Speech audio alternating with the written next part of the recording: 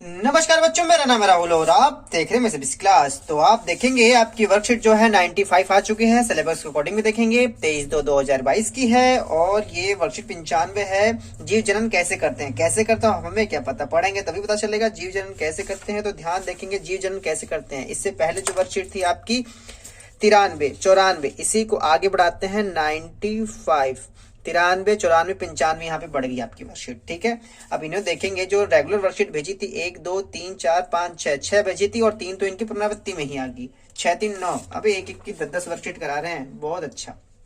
चलिए, हम चीजें पढ़ चुके हैं। अगर आपको इसको रिवीजन में करना होगा तो आप वहां जाके देख सकते हैं। वर्कशीट 64, 65, 66 में हमने करा रखे है। और जीव जनन कैसे करते इस वाले में अब आपका वो चीज टॉपिक नहीं आया है। कौन सा वर्तिकाग्र वाला जो हमने पिछली बार भी किया था। ठीक है, वर्कशीट 64, 65 आप अपनी कॉपी भी खोल के देखोगे तो आपका क्लियर हो जाएगा, नहीं होगा तो आप वीडियो तो देख ही सकते हैं। तो चलिए इसके फटाक से क्वेश्चन आंसर कर लेते हैं, क्योंकि आपका मैं जब ने गूगल मीट किया था तो ज्यादातर बच्चों था वहां, भैया बस या सर आंसर करवा दो फटाक से, बस और कुछ नहीं। चलो हाँ, समझ भी लेते हो, कर भी लेते हैं। तो एक पौधे में निषेचित स्त्री केसर का नामांकित चित्र रेखा के चित्र खींचिए। तो हम दोनों करा देंगे। देखिए वर्कशीट 67 आ गया। ठीक है, इन्होंने जो दे रखा है वो चीज यहीं पे भी है और मैं आपको ये दिखा दूं। देखो यहाँ पे ये रहा प्रश्न नंबर 4, एक पौधे में निषेचित स्त्री केसर का नामांकित रेखा चित्र बनाए। एक पौधे में निषेचित स्त्री केसर का नामांकित रेखा चित्र बनाए। तो हम जो वर्कशीट 67 में किए थे वही वर्कशीट हमको 95 में करना है। तो मैं आपको वैसे भी दिखा देता हूं। तो ये देखो, पहले मैं दिखाता हूँ 95 पे मैंने बनाया नहीं है, आप कहोगे तो बना दूंगा, लेकिन कौन सी वर्कशीट चलती है 67 में चलनी थी। ठीक है, वर्कशीट 67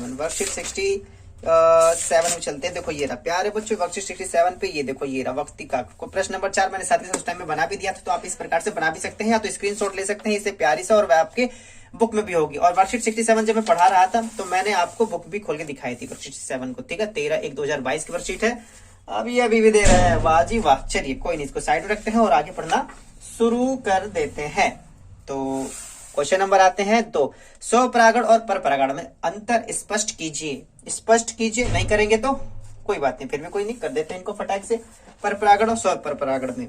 ठीक है, तो प्रश्न नंबर 2, स्वपरागण परपरागण। ठीक है, दोनों परागण है। जब परपरागण का स्थानांतरण एक फूल से परकोश के किसी से उसी फूल में होता है तो या उसी पौधे के दूसरे फूल में प्रतिकराग्र पर होता है तो स्वपरागण है। लेकिन वही कहीं और दूसरे पौधे में चला जाता है, लेकिन उसी जाति का होना चाहिए। ये नहीं अगर गुड़हल का फूल है तो गेंदे में चला जाए, गेंदे का फूल है तो चमेली में, चमेली का फूल है तो चंपा में, ऐसा नहीं होगा। जब परपरागण एक स्थानांतरण एक फूल से फूल के परागकोश के उसी स्पीसीज के दूसरे पौधे पर उगने वाले फूलों के वर्तिकाग्र पर होता है तो इसे परपरागण कहते हैं। स्क्रीनशॉट लेके आगे लिख सकते हैं। क्वेश्चन नंबर आपके आते हैं 1, 2, 3।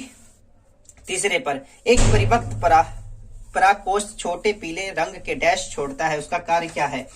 वो है आपका परागकण। अब देखेंगे, आगे पढ़ेंगे। जब एक परागकण एक उपयुक्त काग्र तक पहुंचता है तो यह धीरे धीरे 2 नर युग्मक बीजाणु तक पहुंचते हैं। निषेचन के बाद एक भ्रूण बनता है और एक बीजाणु में परिवर्तित हो जाता है। ठीक है, चलिए तो प्रश्न नंबर 3 के बाद प्रश्न नंबर 4 में परागकण के अजैविक परगकण क्या है? परगकण क्या है? तो ये देखियो, परगकण के अजैविक परागकण वायु, हवा और पानी है। बस 2-3 चीजें हैं। आप अपने हाथ से भी अगर इधर उधर फैला दो क्या जा रहा है, लेकिन वायु ही उसमें आ जाती। ठीक है, तो ये आपका छोटी सी वर्कशीट है जो यहाँ पे समाप्त होगी, 95 वर्कशीट। और मैंने पीछे वाली वर्कशीट भी दिखा दी ताकि आपका जो पुराना याददाश्त है वो आपके जीवित हो सके। उम्मीद है चीजें पसंद आई होगी। मैं सीबीएसई क्लास की इस वीडियो को देखने धन्यवाद। तब तक के लिए जय हिंद, जय भारत।